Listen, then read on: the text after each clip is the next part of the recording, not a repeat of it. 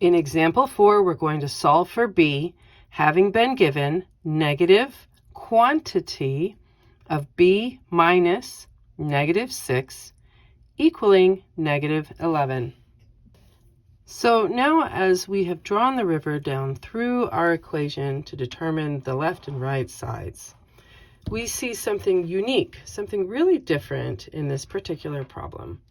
We see that there is a minus and a minus together, side by side, in the center of our parentheses. So this is actually what we have to tackle first. A minus and a minus side by side. I'm hoping that you remember from previous learnings, a negative and a negative side by side make a positive. So let's rewrite this line so that it actually makes a little more sense. As negative quantity b plus 6, watch your handwriting, make sure that that b and that 6 are distinctively different, equals negative 11. So now that we've dealt with one uniqueness to this problem, we actually have a second one. We have parentheses with this quantity of information inside of it. So I said in the introduction that usually the adding and subtracting is dealt with first, and then the dividing and multiplying is dealt with second. So this is where the usually takes a pause, takes a sidestep, and we have to deal with things in a slightly different order. So believe it or not, there's actually a number in front of these parentheses. So since there's a negative showing there, that tells us that that is actually an understood negative 1. And you have two options, truthfully. You could get rid of a number that's in front of parentheses by either multiplying or dividing.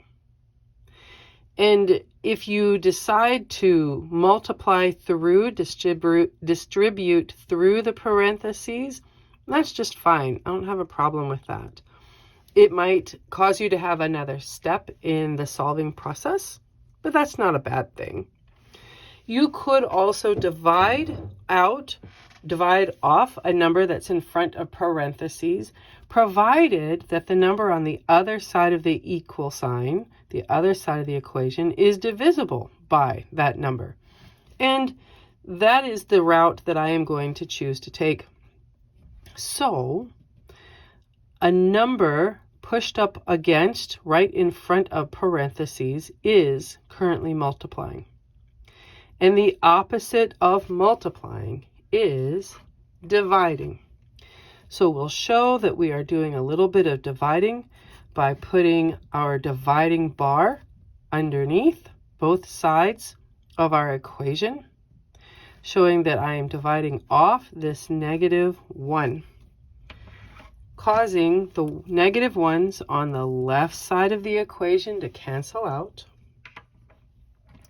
And that leaving us with b plus 6, watch your handwriting, is equal to negative 11 divided by negative 1. Well, a negative divided by a negative is a positive.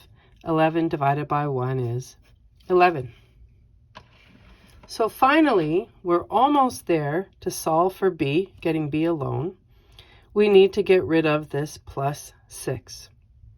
And we do that again by doing the opposite. So the opposite of adding is subtracting.